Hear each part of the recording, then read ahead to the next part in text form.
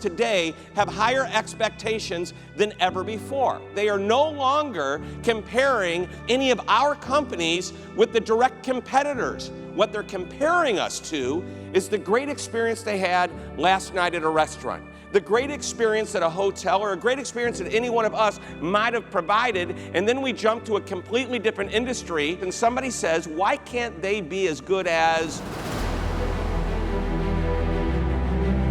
How many people believe it's important to satisfy your customers? Raise your hands if you believe that to be true. Good, everybody's hand goes up. Let me tell you the reality of the situation. There are some studies that say 60 to 70% of satisfied customers don't come back, and here's why.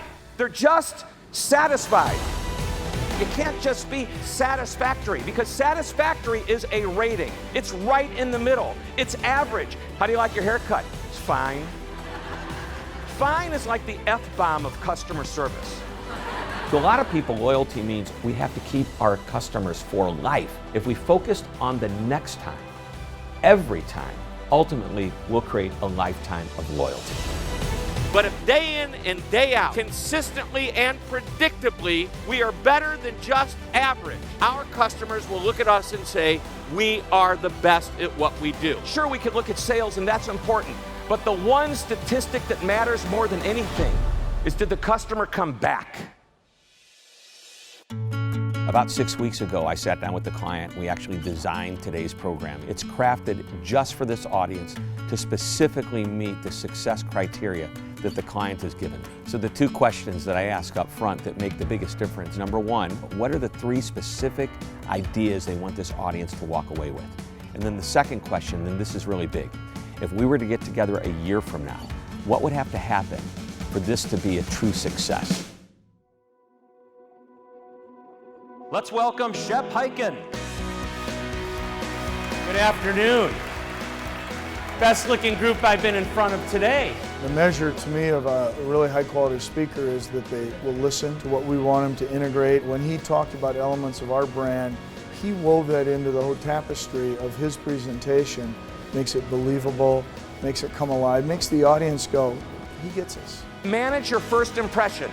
Each and every one of those first impressions you have with that particular customer, you're setting the tone for whatever interaction is to follow. It's real simple. It's the way you look at people, the way you smile at people, what your body language says. That is the opportunity for us to make the relationship, to take it a step further, or perhaps it's an opportunity that's missed.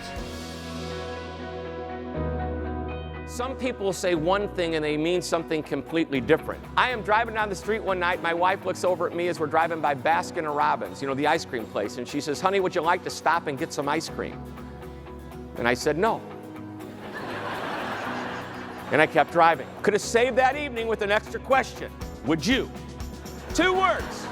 The idea of the extra question will allow us to better understand our customers. It'll allow us to better serve our customers, upsell and cross-sell our customers for the appropriate time. Ask the extra question. Shep is very dynamic, right? He keeps your attention, he's giving you really good information, and then he really helps you to apply that information. I want somebody to share their moment of magic, an example of when they've created a great experience for one of their customers. We were finishing up our grand opening weekend, and a gentleman just got done with his haircut, got in his car, and his car wouldn't start.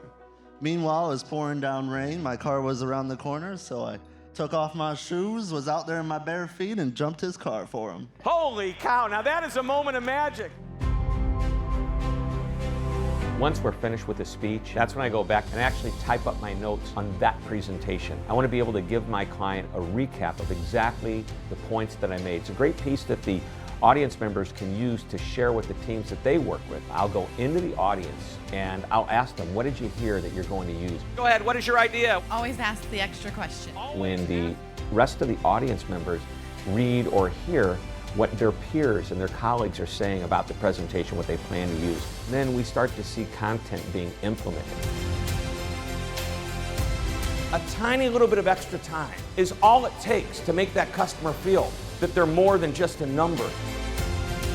If we are predictably and consistently a little bit better than average all of the time, we have an opportunity to restore the confidence of that customer to come back and do business with us again. And everybody thinks customer loyalty is about a lifetime. It's not about a lifetime.